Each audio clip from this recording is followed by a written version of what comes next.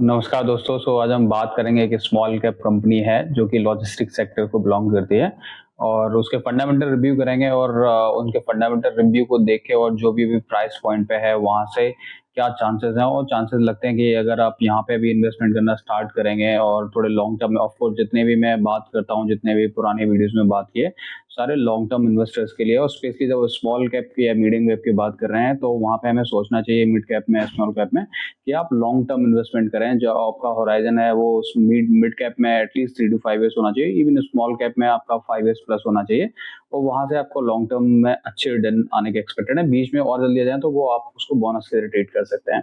सो ये कंपनी, जैसा कि आप देख पा रहे हैं कि उनका विजन क्या है, ग्रोथ विजन क्या है, वो एक 2.5 बिलियन कंपनी का रेवेन्यू रखना चाहते हैं और टॉप 50 ग्लोबल कंपनीज में आने का उनका विजन है और साथ साथ में उनका $100 मिलियन का प्रॉफिट वो रखना चाहते हैं। सो अगर आप देख पाएंगे तो बात करते हैं, हम नाम भी रिवील कर देते हैं और उसके साथ में आप समझिए उनका फंडामेंटल्स को। ये मत देखिए कि नाम देख लिया और आपने वीडियो बंद कर दिया, आप उसके पूरे फंडामेंटल्स को समझिए कि क्यों इनके ग्रोथ के चांसेस हैं। ये एक बहुत ही अच्छे ग्रुप को बिलोंग करती है कंपनी, अगर आप देख पा रहे हैं।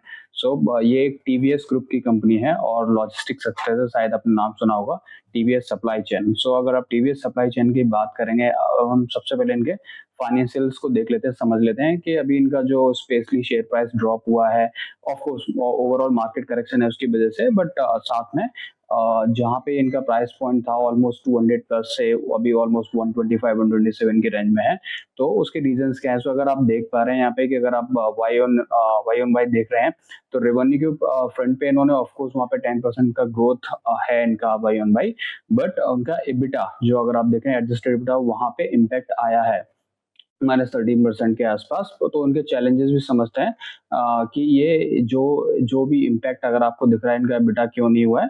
तो उन्होंने, अगर आप देखेंगे जो प्रेजेंटेशन सबमिट की है, ये डेटा मैंने उनके प्रेजेंटेशन से ही पिकअप किया हुआ है। वहाँ पे वो बोल रहे हैं कि एक वहाँ पे टेम्पररी फिनोमिनन है जिसकी वजह से ये जो इम्पैक्ट आया है इनके प्रॉफिट्स पे, वो क्यों आया है, क्योंकि वहाँ पे एक डिले हुआ है इनको, एक मेजर प्रोजेक्ट जो यूके का है उसको एग्जीक्यूट करने में डिले हुआ था और उसकी वजह से पिछले कुछ क्वार्टर्स के रिजल्ट इम्पैक्टेड आपको यहाँ पे दिख रहे हैं। उन्होंने, अगर आपको देखा है कि डिले के इम्पैक्ट का रीजन भी समझा है कि delay in execution of major project in UK. Q3 FY25, Q4 FY25 impacted है और वो बोल रहे हैं कि मिनिमल इम्पैक्ट Q1 FY26 में होगा। साथ में उनके लोअर वॉल्यूम इन की customers in IC Europe, end of defence sector contract in UK, उसका इम्पैक्ट इस क्वार्टर में जो था वो नील हो चुका है और पॉजिटिव इम्पैक्ट वो एक्सपेक्ट कर रहे हैं Q1 FY26 में।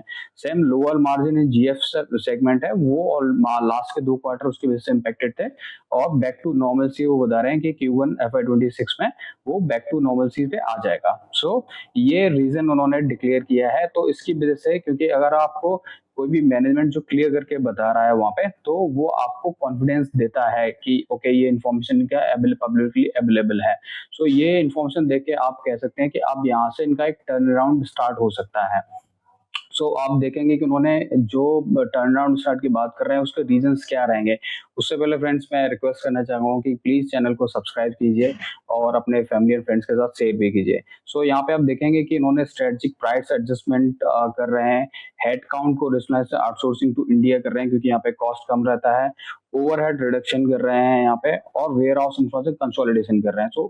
किसी भी लॉजिस्टिक कंपनी के लिए कंसोलिडेशन ऑफ वेयर हाउस बहुत स्ट्रेटेजिक हो सकता है, वहां पे उनके प्रॉफिट्स अच्छे हो सकते हैं। तो ये फैक्टर्स उन्होंने बताया कि ये डिसीजन ये ले रहे हैं जिसकी वजह से इवन दे आर एक्सपेक्टिंग कि उनके प्रॉफिट्स रेवेन्यू आगे आने वाले क्वार्टर्स में अच्छा ग्रोथ वहां पे देखने को मिलेगा। साथ साथ में अगर आप देखेंगे तो यहाँ पे मैं दिखा रहा हूँ कि उन्होंने की अपॉर्चुनिटीज टू इंडिया और की opportunity in rest of the world show किया हुआ है। मैं सारे पे नहीं जाऊंगा वीडियो लॉन्ग करने के लिए, ये प्रेजेंटेशन उनकी वेबसाइट पे अवेलेबल है, आप इवन जाके देख सकते हैं कि क्या क्या रीजन है और आप खुद भी पढ़िए, R&D कीजिए और आपको कॉन्फिडेंस आता है ये सब चीज देखने के बाद।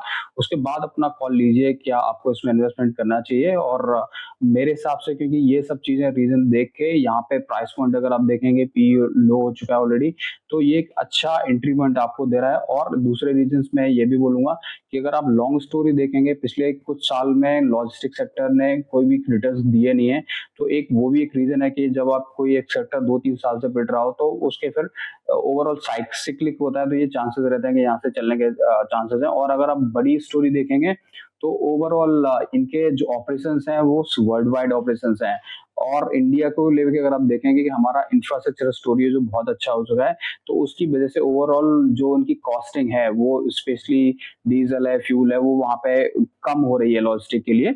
और हमारी जो ग्रोथ स्टोरी है वो इंटैक्ट है इंडिया की।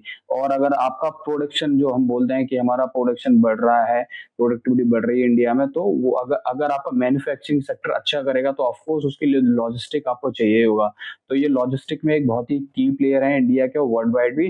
तो वहां से ये सारे रीजंस अगर आप समराइज करेंगे और समझेंगे तो डेफिनेटली ये आपको बताता है कि इनके बहुत ही अच्छे चांसेस हैं। और लास्ट में मैं आपको दिखाना चाहता हूं कि एफआईएस कंटिन्यूसली बाई कर रहे हैं इस पर्टिकुलर शेयर में। अगर आप देखेंगे कि दिसंबर में उनका जो शेयर होल्डिंग पैटर्न था वो ओनली 0.3% था, और जो कि लास्ट क्वार्टर में दिसंबर 23 में 0.37 था, और दिसंबर 24 में 3.31 हो चुका है। तो अगर आप एफआईएस इतनी बाइंग कर रहे हैं तो डेफिनेटली उन्होंने कुछ तो देखा होगा, ये सारे रीजंस।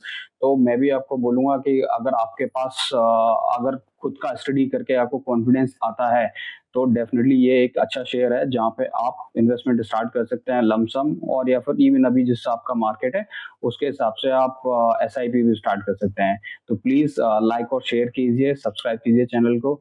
Thank you. जय हिंद।